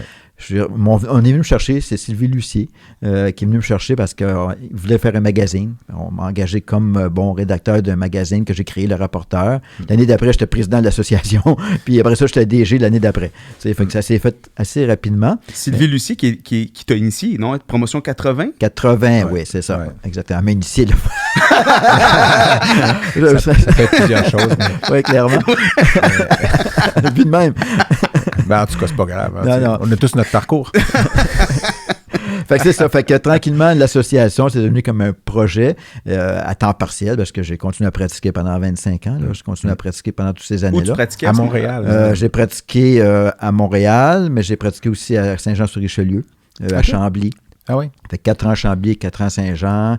J'ai eu un passage à la SPCA de Montréal, donc une période où il n'y avait pas d'ouvrage pour moi dans les petits animaux. On m'a proposé le poste de directeur de la santé à la SPCA. C'était la première fois depuis 1869 qu'il y avait un vétérinaire à temps plein à la SPCA. Wow. Puis c'est venu sur une décision du conseil d'administration qui ont décidé qu'ils fermaient les chambres à gaz. Mais ils ne se sont pas rendu compte que ça prenait une alternative. Ouais. Puis là, à ce moment-là, l'ordre nous a dit ça prend un contrôle des barbituriques, ça prend bon. Fait que là, ils ont engagé un vétérinaire. J'avais Suzanne Bertrand avec moi, puis une vingtaine de techniciens. Ça a brassé beaucoup. Ils ne voulaient pas avoir de vétérinaire qui leur disait quoi faire. Fait que ça a fini un peu dans un grand scandale. Là, puis après ça, je suis retourné en pratique. Mais l'association était toujours présente, puis elle grossissait au fur et à mesure. Puis, bien, comme tu le disais, mettre en valeur la profession, le domaine des petits animaux, on le voit évoluer, puis poser des questions. Moi, la première chose que j'ai faite comme président, c'est qu'on va demander ce que nos membres veulent. Premier sondage, deuxième sondage. Puis, tranquillement, on ne dit pas qu'on naviguait avec les sondages, mais je dis ça nous aide de bien connaître la profession. Parce que c'est un peu pour faire le pendant, parce que l'ordre est là pour protéger le public, c'est son mandat premier. Puis vous, votre mandat premier, c'est qu'est-ce qu'on peut offrir aux médecins vétérinaires pour améliorer pas leurs conditions de pratique, mais oui, leurs conditions, l'éducation continue, tout ce qui est en fait leur quotidien dans le fond. Là. Ouais. Puis ça, c'était essentiel. Là, moi, c'est pour ça que je connaissais pas ça quand je suis rentré en médecine vétérinaire comme étudiant. On connaissait l'ordre. On savait qu'il y avait un ordre professionnel. C'est une profession libérale. Puis après ça, il y a telle association. Bon, évidemment, étant dans les petits animaux, la MVQ me parlait plus que peut-être les autres. Mais moi, c'était comme Éric, j'ai été représentant étudiant. Puis là, aller là, être sur un conseil que... Au début, je parlais pas beaucoup, je pense, là, surprenamment. T'es sûr? Non, mais c'était impressionnant. C'était impressionnant. Moi, vous parliez de vraies choses. Oui. Moi, j'étais étudiant de 2e ou 3e année à ce moment-là, je pense. Ouais, peut-être en 3e, j'imagine. Je me rappelle, les congrès où est-ce qu'on se promenait avec les walkie-talkies. Là, ça, c'était le fun parce que c'était un jouet. Là, on se promenait avec les walkie-talkies. Puis on pouvait... Mais parlons des congrès parce que, écoute, moi, j'ai fait plusieurs congrès, autant généralistes que de spécialistes, puis ce congrès-là, il est unique. Là. Le côté haute qualité des conférences, ça, c'est très bien. Michel Chénier, là, je veux dire, lui, il faut lui donner tout ça, toutes ces années-là. Exact. Avant tout, un congrès, c'est du scientifique. Ouais. Moi, je faisais du crémage autour, là, pour que ça soit quelque chose d'agréable. Mais c'est ça qui est unique. Ce côté-là festif, pour nous, c'était un événement quand on était des jeunes vétérinaires, d'être là, même en étant spécialiste, parce que le contenu scientifique s'adresse moins à nous, mais c'est un événement, il faut que tu sois là. Comment t'es venu l'idée de faire un congrès? Parce que, je veux dire, pour que ça devienne comme ça... Ça a commencé tout petit. On a commencé, le premier, c'était à Vaudreuil, à la Saint-Jean-Baptiste, en me disant, on va faire un gros party le samedi soir, puis on va avoir un feu d'artifice payé par la ville. Il n'y a plus, puis on était 35 vétérinaires, puis c'était pas une bonne idée de faire ça la fin de semaine de la Saint-Jean. Alors, on l'a appris, l'année d'après, on était à Bromont, puis tranquillement, on l'a construit. Mais c'est toujours avec l'idée d'intégrer... Moi, je voyais déjà que la profession se féminisait, que les femmes, c'était de plus en plus important, puis la famille était importante. Donc, dès le départ, garderie, soirée, spectacle pour les enfants, il fallait que la famille soit réunie ensemble. Ça, c'est probablement ce qui nous a marqué le plus. Puis, je voyais l'idée aussi d'un tout inclus. Donc, il y avait un seul prix, incluant la chambre, les parties, la boisson. Ce qui était innovateur à ce moment-là. Oui, ça ne se voyait pas nulle part. Donc, tu n'avais pas le choix. Puis c'est notre façon, nous, de retenir les gens. On savait bien qu'en faisant un congrès à Montréal, Laval ou autre, les gens retournent chez eux, ils reviennent le lendemain. Là, on les gardait en sécurité, puis prendre un coup, fêter, coucher. Puis, en achetant toutes les chambres de l'hôtel, on avait des meilleurs prix. Fait que ça ne nous revenait pratiquement à rien. Puis les commanditaires ont embarqué. convaincre les gens aussi. C'était pas évident au début. Fait que c'était pas facile parce qu'on a travaillé vraiment fort, mais le concept était là depuis le début.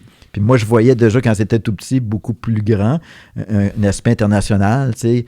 Je voulais que notre congrès puisse devenir un congrès, tu sais, où on reçoit des vétérinaires étrangers, que des congressistes puissent... On n'est pas rendu là. La pandémie nous a mis un break pendant une couple d'années. Mais là, on le développe du côté de la francophonie. Fait qu'il y a moyen de faire autre chose, là. Mais... mais moi, les deux, on a présenté en France, Éric et moi, puis moi, j'ai adoré ça. Moi, tu sais, j'ai des racines françaises, évidemment, là, par le fait même de mon ancêtre qui est arrivé 200 ans après la chaîne pilote. Là. Puis quoi? Qu'est-ce que... Par rapport à toutes nous autres ici, des ascendances françaises. Je sais.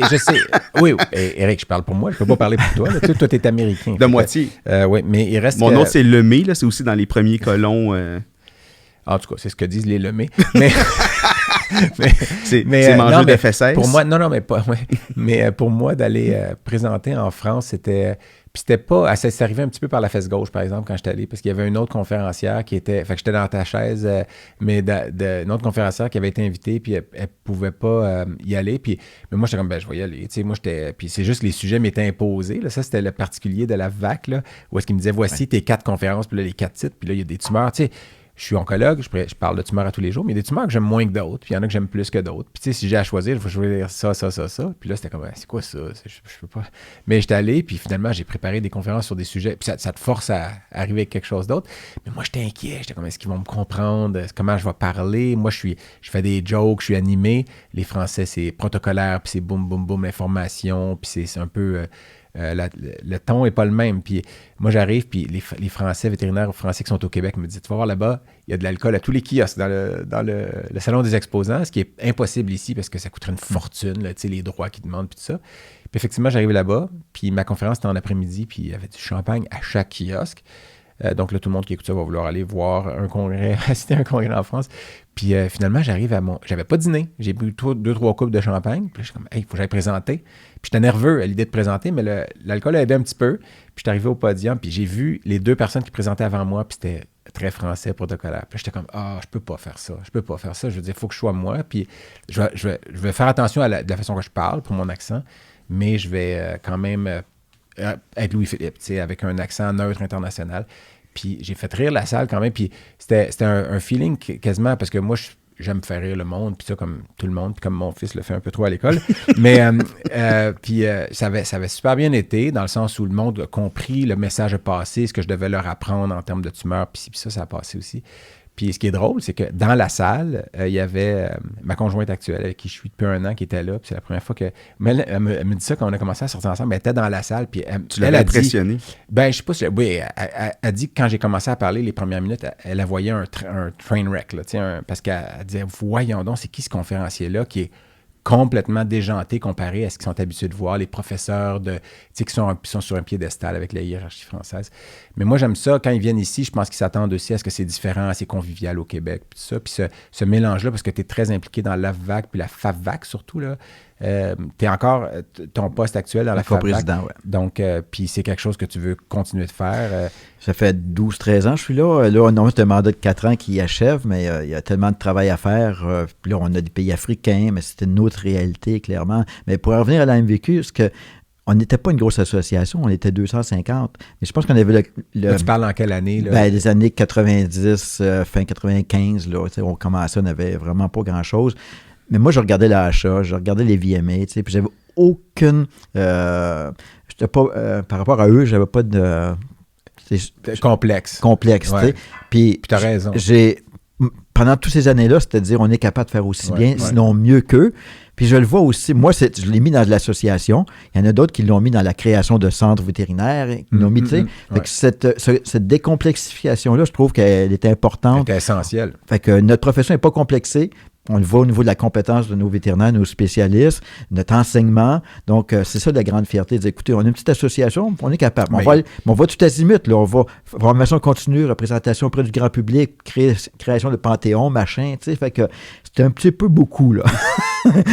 Mais c'est ce qui faisait son charme. Ouais. Non, mais moi, c'est en fait une association que je pourrais pas... Tu pourrais pas penser là. Maintenant, il y a le groupe Facebook et tout ça, mais tu pourrais pas... c'est difficile de penser à la médecine des animaux de compagnie sans la MVQ au Québec. Là. Comme le rapporteur, on se paye un magazine à 80 pages pour un petit groupe de 800-900 vétérinaires. Honnêtement, c'est un des beaux magazines vétérinaires qu'il y a dans le monde. Si je regarde partout ce qui se fait, il y a du scientifique, il y a du culturel, il y a présentation de clinique, portrait. C'est un portrait de notre profession. Plus tard, moi, c'est un peu comme mon nouveau livre d'histoire que j'écris depuis 30 ans. Il y a eu le premier, puis celui-là, il va y avoir des milliers de pages, mais on le consultera plus tard. Là, il ne sera pas dans un format régulier. Ouais. Le premier qui était... C'était quasiment du papier broché, puis que maintenant, c'est c'était photocopié. C'était photocopié. On a fait des steps au fur et à mesure. On a été les premiers à mettre du papier recyclé à 100%, puis réduire le format plus tabloïd que les grands formats. Fait qu'on a essayé d'innover aussi à ce niveau-là. Mais c'est clair que c'est... Comme association, on en prend large. C'est un peu lourd à porter des fois. Puis les gens s'attendent à beaucoup, mais on m'a proposé des fois d'aller à l'ordre des vétérinaires. Mais je veux dire, c'est comme sexy, l'association, la MVQ, on se fait aimer, on fait des belles affaires. T'as moins le côté politique, régiment. Ouais. C'est ça, Fait que bravo pour ceux qui vont à l'ordre, parce qu'on en a besoin. Je suis passé par là, puis je suis un peu... Eric est encore sur le comité administratif de la MVQ. Oui. Puis moi, j'ai été sur le CA de l'OMVQ. Je sais que j'ai été sur le CA de la MVQ aussi. Avant de partir, je ne l'ai pas été longtemps comme vétérinaire. Je l'ai été, je pense, 6 mois, puis je suis parti en résidence. Puis ça m'avait rendu triste un peu, mais le feeling est complètement différent. Puis l'objectif est différent. Puis je dirais pas qu'il y a une légèreté, parce que c'est pas léger, l'importance que ça a, mais il y a une certaine légèreté dans le sens où c'est pas les règlements, puis là, tout ça, c'est comme qu'est-ce qu'on peut faire pour aider nos membres. Puis pas que l'ordre n'est pas là pour nous aider, mais l'ordre est là pour protéger le public. Puis la fonction est complètement différente. Fait que ça, c'est pas toujours clair, c'est pour les étudiants, puis ou pour les propriétaires, les clients, puis tout ça. C'est pas toujours évident, cette distinction-là. Là.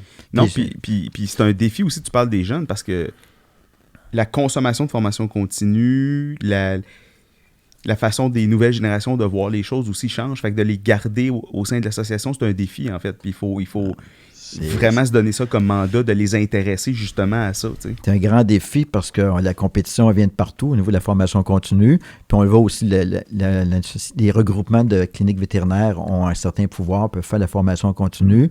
La représentation, quand j'ai commencé à Salut Bonjour, il y avait Jean Gauvin qui faisait de la télé. Bon, on n'était pas beaucoup. Aujourd'hui, à tous les jours, à toutes les semaines, il y a un vétérinaire qui est dans les journaux, sur Internet, partout. Des podcasts.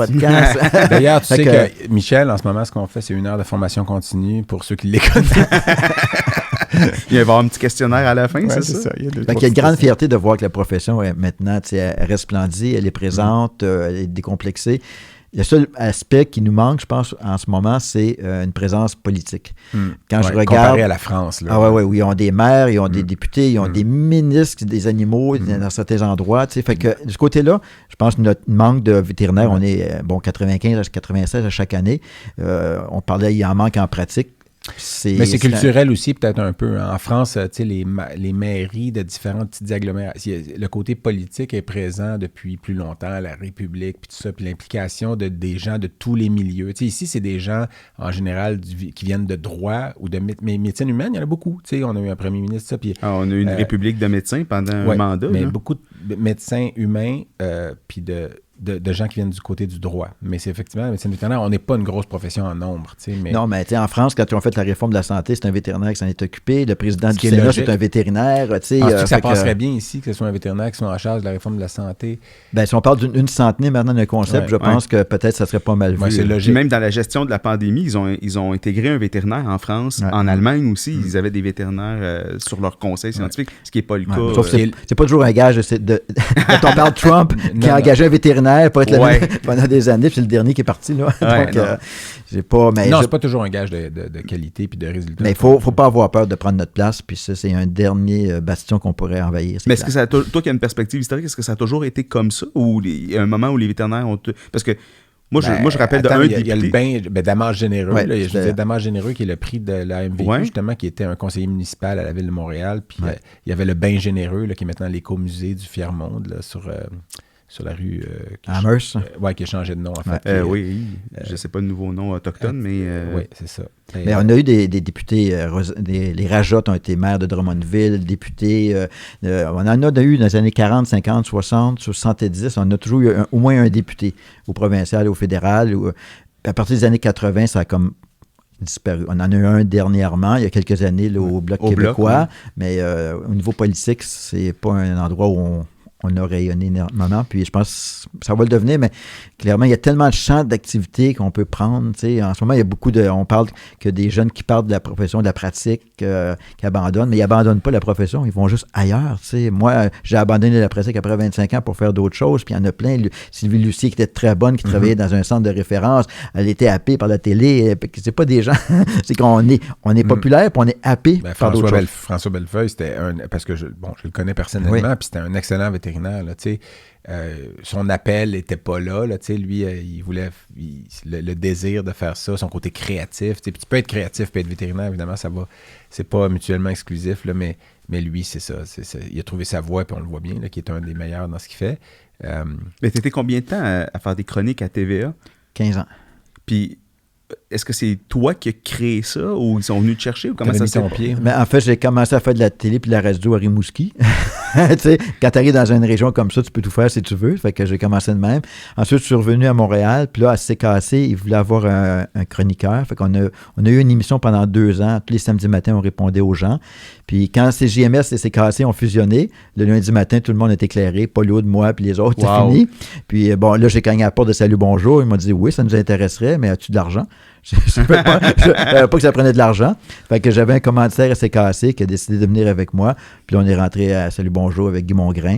Puis bon, au début, c'était sans contrat. Puis ça a duré 15 ans comme ça. Parce que moi, je me rappelle de quelques topos. Tu étais venu un moment donné, je pense, quand on avait installé le scan ou à Saint-Hyacinthe. Puis c'est quand même du travail. Il fallait que tu faisais ta propre recherche. Après ça, tu venais avec ton caméraman. Au début, tu tournais ton topo. Puis... au début, j'étais le premier chroniqueur à faire de l'extérieur. Donc, j'avais ma propre caméra. Ils ne nous payaient pas un caméraman. Fait que je partais avec ma caméra, je faisais mon montage moi-même, je diffusais. Fait que ça a changé un peu la façon de travailler à Salut Bonjour pour les chroniqueurs. Quelques années après, ils ont décidé de fournir à chaque chroniqueur un caméraman pour aller faire des extérieurs. Puis bon, maintenant, on ne peut pas faire une chronique sans visuel. Donc, mais je travaillais avec les bobines. Je travaillais avec des gens qui étaient à l'époque du Capitaine Bonhomme. Là. On descendait dans le sous-sol en bas, là, puis on collait les tapes, là, tu sais. Là, on perd les étudiants en ce moment. Une bobine. Donc, non, ça a été une belle école, puis une belle expérience. Puis tu devais avoir beaucoup de... Est-ce que tu sentais qu'il y avait de la portée de ces chroniques-là, tu sais, le feedback des gens? Est-ce que tu en avais beaucoup? Comment ça... Ben, à l'époque, on disait que c'est moi qui recevais le plus de courriers de lettres. Ah ouais? C'était dans de Salut Bonjour, là. Oui, c'est ça. Les animaux, je dis. Ça a toujours, ça a toujours été. C'est pas parce que c'est moi, c'est n'importe qui parlait des animaux. Pour ça, j'ai fait des pitchs pour d'autres émissions. J'ai travaillé à Cornemuse comme recherchiste. Bon, fait que j'ai eu la chance de travailler aussi à d'autres émissions, Bec et Museau. Fait que puis ce qu'on voit en ce moment, c'est on récolte tout ça. C'est qu'à l'époque, il y avait 2 diffuseurs. C'était difficile de dire on fait un pitch pour des nouvelles émissions. Mais tu sais, je regarde en ce moment les poilus, il y a plein d'émissions sur les animaux, c'est fou, là, les zoos, fait que c'est bien, là, on est présent partout. Fait que ça, c'est... Ben, il y a toujours un intérêt. Nous, c'est différent un peu ce qu'on voulait faire, c'était vraiment impliquer des gens. Pour moi, toi, tu es une ressource incroyable. Là. Le livre, il va falloir que tu le signes. Il n'y a pas de niaisage. Tu signes le livre, on repart avec des copies signées. Est-ce que tu vas rééditer ce livre-là? Est-ce que tu vas... C'est un projet de retraite. Théoriquement, oui, parce que il y a beaucoup de choses là-dedans que j'ai découvert. Là, qu'on parle des premiers vétérinaires qui sont arrivés. Ben, c'est bien avant ce que j'ai écrit dans le bouquin. Fait qu'il y a beaucoup de... Puis, pas Duncan McEachran, c'est ça aussi, que tu es allé rechercher même jusqu'en Écosse, aller voir ses racines, son village natal. Puis ça, moi, je trouve on pourrait faire un podcast juste sur l'histoire des vétérinaires. On va faire. Ça, c'est sûr. Puis, je sais pas, peut-être qu'il ne faut pas que j'en parle, mais tu sais, à un moment donné, tu avais eu un projet aussi d'avoir un endroit, je ne vais pas dire un musée, mais tu sais, un endroit pour mettre en valeur l'histoire de la médecine vétérinaire. Est-ce que ça, c'est un projet qui est encore vivant? C'est plus qu'un projet, c'est presque un scoop pour vous autres. Là. Donc, on travaille en ce moment avec la faculté puis la ville de Saint-Hyacinthe. On va probablement avoir un local dans lequel il va peut-être avoir une section pour les vétérinaires, dans l'optique future de peut-être avoir un plus grand musée, mais déjà au moins sécuriser tous nos archives à un endroit précis, parce qu'en ce moment, à Saint-Hyacinthe, c'est dans un local qui pourrait passer au feu demain matin, on perdrait tout. Là. Mais il y a déjà des discussions avec Michel Carrier, avec les gens de Technopole de Saint-Hyacinthe. Donc, oui, c'est qu'on pourrait aller le coffre de Daubigny, d'ailleurs. Non, c'est dans les outils qu'il y a à Saint-Hyacinthe. Il y a le coffre de vétérinaire de Daubigny. De Théodule Daubigny. En bois, qui est un très, très beau coffre. Là. Puis le plus bel objet qu'on n'a pas, c'est le livre des minutes de Duncan McEachran Crun, qui travaillait à Montréal. Il prenait en note tous les cas qu'il faisait. Et c'est à Guelph en ce moment. Pourquoi c'est là? Parce que ça appartenait à la famille Baker. Baker était associé avec Mickey Crun. Baker de l'hôpital Baker. Oui. C'est ça, qui a 4 générations de vétérinaires. Ouais. Quand Baker a fermé, il a tout donné ça à Guelph, parce que lui, il venait de Guelph. Fait que là, le document de Mickey Crun est à Guelph, puis ça va être très difficile. À moins que Toronto batte Canadien, je sais pas, là, peut-être qu'on pourrait dire ça. Mais là, on sait pas. Mais moi, j'étais persuadé que j'étais le premier avec mon patronyme à être vétérinaire au Québec. Puis quand j'avais lu ton livre, en fait, avant d'entrer en médecine vétérinaire, je pense pas qu'il y en avait dans ma famille. Puis quand j'ai lu ton livre, Éric, à la page 103... Oui, à la page, tu m'as dit ça hier, moi je suis tombé en bas de ma chaise. Il y a le diplôme, hein? Il y a le diplôme d'un Delorimier, puis c'est un chamilly de Delorimier. Ben, c'est plus que. C'est quoi son autre prénom? Charles. Oui, c'est ça, mais Charles Chamilly Delorimier. C'est sûr, c'est dans ma famille. Puis c'est probablement un. Puis il est diplômé en 89, à l'époque. 1889. Oui, pardon. 1889. Après moi. À l'époque où c'était 3 ans, donc. C'est la première cohorte. Si tu dis que l'école a été fondée en 1886, parce qu'on a fêté en 86 1900 les 100 ans. Donc, ton ancêtre a été dans la première cohorte de l'école vétérinaire du Québec. Ouais. C'est quand même incroyable. Puis quand on parle de... Puis c'est sûr qu'on est reliés parce que c'est les deux prénoms, Chamilly puis Charles, c'est les prénoms de notre branche. Là, mais je pense que c'est probablement un arrière-grand-oncle à moi ou un double arrière-grand-oncle. Arrière-grand-oncle. Il y a encore beaucoup de choses à découvrir maintenant avec l'accessibilité à la grande bibliothèque par Internet. On peut avoir accès à tous les journaux de l'époque. Donc, depuis quelques années, je suis reparti à la recherche pour gratter de plus en plus loin. Puis, il y a encore beaucoup de travail à faire là, pour découvrir des choses. Peut-être que je tomberai sur un Delorimier, je vérifierai. puis j'imagine, parce qu'à un moment donné, il y avait... Écoute, moi, je me rappelle, c'était dans la bibliothèque. C'était sur une étagère comme ça, entre les deux revues, des livres anciens. Je pense qu'à un moment donné, ils ont repris pour le mettre à la collection... dans la grande tour, à quelque part dans la bibliothèque centrale. J'imagine que ça aussi, tu avais accès aux archives de toute l'Université de Montréal, puis de l'Université Laval avant, puis d'Oka. Je partais de Rimouski, je descendais à Montréal, je regardais les microfilms pendant des heures. Des fois, je pognais 2-3 affaires, je retournais à Rimouski. Oui, parce que le retour, les yeux devaient chauffer. Tu n'avais pas de mots-clés, là, tu ne pouvais pas chercher dans une petite case vétérinaire. Oui. Est-ce que, Éric, parce qu'on approche un peu du temps alloué par le monsieur, mais... Moi, j'aime ça qu'on l'appelle Télésino. Ça me rappellerait un bon... Ouais, ça me rappellerait une bonne époque. Télésino, mais c'était lui qui faisait les... Non, les bruits, c'était qui? C'était Tapageur. Oui, Tapageur. Oui, Tapageur aussi. Ça, pour les jeunes, là, c'était une émission qui s'appelait Bobino, là, vu qu'on a parlé de bobine tantôt, mais c'était excellent. Vous irez regarder ça. Bobinette, là, j'ai eu un crush sur elle pendant... quelques années. C'était une main qui avant tout, hein, je sais ça. C'était une marionnette. En dessous de la robe, c'était juste une main. Mon crush s'est réalisé éventuellement. Je devenais ado. Bon, mais on dérive. C'était quasiment ton meilleur crush, finalement, celui qui s'est le plus concrétisé. C'est le plus fidèle, en tout cas. Puis c'est celui maintenant qui m'aide à faire mon travail à tous les jours, puis être si bon quand je... Ouais, c'est ça, avec mes patients. Mais donc, Éric, est-ce que toi, tu as un mot de la fin? Moi, je vois que d'ailleurs, tu rebord le T-shirt aujourd'hui de Batman. Puis tu sais que mon chien s'appelle Bruce Wayne. Là. Ton chat? Mon chat, oui, pardon, s'appelle Bruce Wayne, entre autres, parce que les oreilles, il y a des curls, là, les oreilles un peu, fait que ça y fait une tête un peu de Batman. Je l'ai appelé comme ça. Tu sais que sur ce podcast, il n'y a que de la synchronicité. Hein? Il n'y a pas, il y a pas de hasard. Des fois, il y a même de la synchronicité. On va assez loin, là. Mais Michel, est-ce que... Moi, oui, vas-y. Avant d'un mot de la fin, là, j'ai le goût de demander à Michel, ça, c'est une question vraiment piège, là, je le dis tout de suite. C'est ça que ça prend.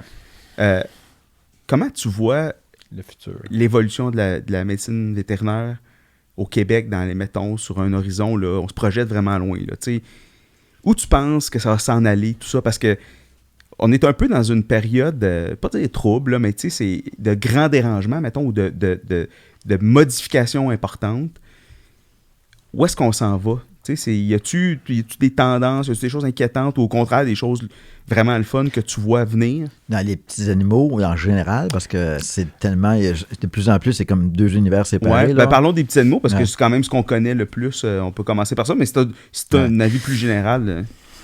Moi, je suis positif dans la vie, fait que je pense pas que ça va aller en empirant, mais ça va aller en changeant complètement. Je pense que le fait, l'apparition des regroupements, ça va changer un petit peu l'approche de la profession vétérinaire. Ce qui m'inquiète, c'est plus l'accessibilité aux soins. C'est peu importe, parce que peu importe à qui appartient la clinique, quels sont les vétérinaires, les compétences sont là, la formation, je ne suis pas inquiet, mais c'est l'accessibilité aux soins, ça coûte de plus en plus cher. Pendant des années, les vétérinaires, on avait bonne presse parce que, bon, on ne coûtait pas si cher, puis bon, c'était correct. Mais maintenant, c'est normal. La médecine coûte cher, puis il va falloir que quelqu'un paye. L'animal, ça reste un luxe. Mais on l'a vu dans la pandémie, c'est aussi très positif d'avoir un animal. On n'a jamais adopté autant. J'espère qu'ils vont rester avec les gens, ces animaux-là. On va découvrir que c'était important et qu'ils nous ont apporté beaucoup. Fait que ça, j'ai espoir là-dessus. Mais si les soins sont de plus en plus accessibles, peut-être notre belle réputation, notre code d'amour va peut-être avoir tendance à s'effriter. Mais ça, c'est l'ironie des gens qui veulent une médecine de qualité à la fine pointe, mais qui trouvent que ça coûte de plus en plus cher. Mais malheureusement, ça vient avec un certain coût. Ouais. Puis en ce moment, la difficulté de rétention, puis tout ça, il y a aussi un moment donné où les vétérinaires, tous les gens qui pensent que les vétérinaires roulent sur l'or, puis que ça n'a jamais vraiment été vrai. Oui, il y a des gens qui ont fait beaucoup de sous parce qu'ils ont bâti des cliniques où ils ont été rachetés, etc. Mais le salaire moyen, quand on compare à nos, pas nos collègues, mais les médecins humains, tout ça, puis on fait des choses complètement différentes, mais là, les salaires sont allés à la hausse parce que c'est une profession qui est il manque de personnel, tout ça, puis à un moment donné, tu as besoin de gens pour... Donc, les salaires, il y a une pression à la hausse sur les salaires en ce moment. Puis ça rajoute une pression à la hausse sur les coûts aussi qu'il faut charger. Et puis après ça, les soins, comme je disais, de pointe, puis tout ça, ça aussi, ça fait une pression à la hausse. Fait que c'est un petit peu déchirant, ça, parce que c'est difficile de concilier tout ça ensemble. Ouais. Mais je lance un petit pavé dans la mort par rapport à ça, parce qu'en médecine humaine, c'est en train de se passer. C'est qu'il va falloir se poser la question. Puis il n'y a pas beaucoup d'études qui le font. Tu sais, entre autres, en oncologie humaine, là, il y a beaucoup de débats de savoir, de se dire... On les détecte plus tôt, mais est-ce que la médiane de survie réelle, là, en qualité de vie, en période où tu as une bonne qualité de vie, a changé tant que ça, versus les coûts qu'on investit dans un traitement unique. Ça, il y a des études là-dessus, pas de pharmaco-économique, mais de... Mais en médecine vétérinaire, il n'y en a pas tant que ça. C'est qu'il va falloir se poser cette question-là aussi. Puis en humaine, mettons en onco, il y a certaines tumeurs que oui, on sait que oui, effectivement, le diagnostic précoce améliore le temps de survie, puis même augmente le taux de guérison, ce qui est plus fiable. Des fois, parce que le temps de survie, si tu le détectes 2 ans plus tôt, puis tu vis 2 ans de plus, ben t'as pas gagné. Exact, c'est ça, oui. Mais en médecine vétérinaire, il n'y a pas ça. Mais c'est des choses que ça va prendre. Mais tu veux dire par rapport à l'équipement? C'est ça. En fait, c'est que de déployer tout cet arsenal-là de soins qui coûte cher, il va falloir qu'on trouve dans quel cas c'est vraiment indiqué de le faire, justement, pour... Il y a beaucoup de subjectivité là-dedans. Oui, personne, moi, récemment, j'ai eu une stagiaire qui est venue puis qui a vu on a un tableau dans la salle d'examen d'oncologie où est-ce qu'il y a des photos de patients, tu sais. Puis c'est une jeune stagiaire là, en technique en santé animale, puis elle a vu les photos, puis elle regardait, puis ma technicienne d'oncologie a dit « Ah, ben malheureusement, c'est tous des patients qui sont décédés. » Mais tu sais, la technicienne a dit « Pourquoi on fait ça de bord de l'oncologie? » Puis là, je dis « C'est parce que, ils décèdent. Tout le monde, de toute façon, on va tous décéder. Mais c'est pas juste, la question, c'est quand on les a traités, des fois, ça a acheté des mois de qualité de vie, puis des fois, ça fait que la personne, là, elle est plus prête à accepter le départ de son animal. Fait que des fois, l'idée, c'est pas de le guérir, c'est de aussi améliorer la qualité de vie. Puis il y a des choses qu'on fait aujourd'hui qu'on faisait pas il y a 20 ans, puis je pense que... Mais est-ce qu'après ça, ça justifie les coûts? Est-ce que ça... Puis tu sais, le côté environnemental aussi, il y a certaines choses qu'on fait, puis on fait tu sais, on parle des plastiques à usage unique, puis tout ça, puis avant, c'était... Tu sais, je sais pas si toi, quand tu as commencé, c'était encore des seringues en verre, là, peut-être pas, là, ça te vieillit un peu. Mais tu sais, pourquoi les seringues en verre? Les saignées, puis non, mais en réalité, on aurait la technologie pour faire des seringues en verre qui sont peut-être réutilisables, puis restérisables, au lieu d'utiliser des seringues en plastique usage unique. Là, en quelque part, il y a une pression de l'industrie aussi là-dedans. Ça compliquerait les choses, tu sais, mais on le fait pour certaines affaires à l'épicerie, tout ça. Mais là, vous parlez beaucoup de technique, tu sais. Moi, je parle image, tu sais, comme je dis depuis le début de ma carrière, c'est de voir, tu sais, la cote d'amour, de valoriser les vétérinaires. C'est à cet aspect-là que je pense, tu sais, à long terme. Les vétérinaires ont besoin d'amour, c'est clair. Là. Et puis, j'ai peur qu'à un moment donné, cet amour-là s'effrite un petit peu en disant, ben c'est ça coûte cher, fait qu'il y a cet aspect-là. Mais en même temps, je suis content parce que les jeunes vétérinaires ont compris le message qu'on les a passé. Arrêtez de travailler 70 heures par semaine, gardez-vous une vie en dehors de la profession équilibrée. Puis ils ont compris, ils travaillent moins, mais c'est frustrant pour les propriétaires. Ça vient avec un bémol, ça aussi, parce que quand les vétérinaires disent « moi, je veux travailler trop, je veux plus faire de soir », mais qui se fait ramasser? C'est les centres d'urgence, puis les centres d'urgence coûtent cher parce qu'à un moment donné, qui tu payes la nuit pour travailler dans un centre d'urgence, à un moment donné, il demande un salaire plus élevé pour travailler de nuit puis avoir un horaire de vie qui est vraiment pas normal, en fait, ou en tout cas qu'on ne considère pas de la normalité.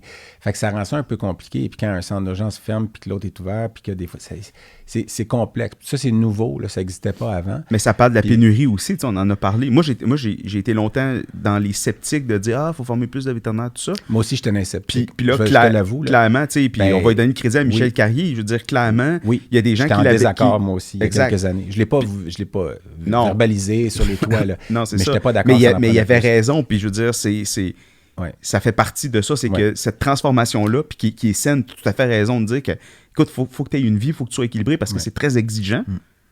Ben, ça passe par qu'il y ait plus de vétérinaires aussi qui soient prêts. En France, ils parlent d'avoir une autre école vétérinaire privée, puis on en a parlé. Rajoute Rimouski, puis Rivière-du-Loup. Ça va être à Rimouski. Donc, mais on ne parle pas d'en ajouter 20 ou 30, on parle d'importer des vétérinaires. Et on a une pénurie de vétérinaires pareil en Europe. Là, fait que c'est une utopie de penser qu'on va faire venir des centaines de vétérinaires français et il en manque là-bas. Donc, il va falloir en former plus. Puis en formant plus, au début, on avait peur qu'ils s'en allent tout dans les petits animaux. Mais même si sont dans les petits animaux, il y a un besoin, mais il faut penser aux grands animaux aussi. Puis à la recherche, puis partout à l'enseignement, tu sais, les grands défis dans l'enseignement. Le recrutement qu'il faut qu'il change, la méthode de recrutement aussi, puis tout ça. Maintenir la faculté, tu as raison, c'est un défi, ça aussi. Je ne veux pas être l'avocat du diable, mais la cote d'amour, tu sais, moi, souvent, on l'a entendu comparer avec celle des pompiers, tu sais, puis je sais pas pourquoi les pompiers et les vétérinaires, mais les pompiers, c'est ça, ils arrivent, ils éteignent un feu chez vous, puis ça te coûte rien, là, tu sais. Fait que c'est pas pareil. Je pensais que tu allais parler de leur gros tuyau. Mais... Non, ben ouais, puis c'est ça. Puis les calendriers, il faut faire des calendriers de vétérinaires. T'sais, ils l'ont fait en Australie. Ouais, ils sont tout nus. Ça me gêne pas taxer de dos.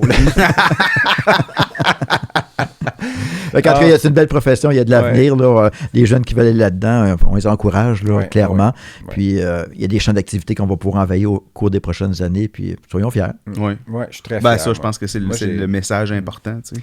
Fait que c'est là que, comme une conversation, on va la finir? Oui. Okay. Écoute, c'était vraiment un plaisir, Michel. Merci beaucoup d'être venu avec nous. On pourrait plein d'autres choses qu'on a parlé, mais c'est une promesse, là, puis là, tu vas t'engager publiquement qu'on va refaire un épisode sur l'histoire. Préparé, là, on va vous allez voir que l'histoire, c'est pas plate. Là. On pense que c'est plate, mais il y a des personnages vraiment rigolos. Ouais. Ah ben là, tu parles à deux convaincus. Là, tu sais, nous, on aime l'histoire. C'est la petite histoire qui m'intéresse. Les détails, là, les entrelignes, c'est ça. Mais c'était ça ton titre, c'était histoire et petites histoires. Parce que les petites histoires, des fois, c'est... Excellent. Merci beaucoup, Michel. On apprécie énormément. Merci. Toujours un plaisir. On roule ça, Télésino? Oui, j'adore ça.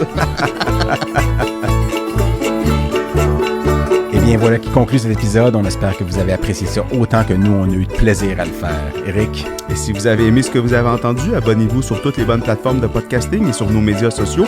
Et on se revoit au prochain épisode. Ah oui, clic, clic, clic, clic.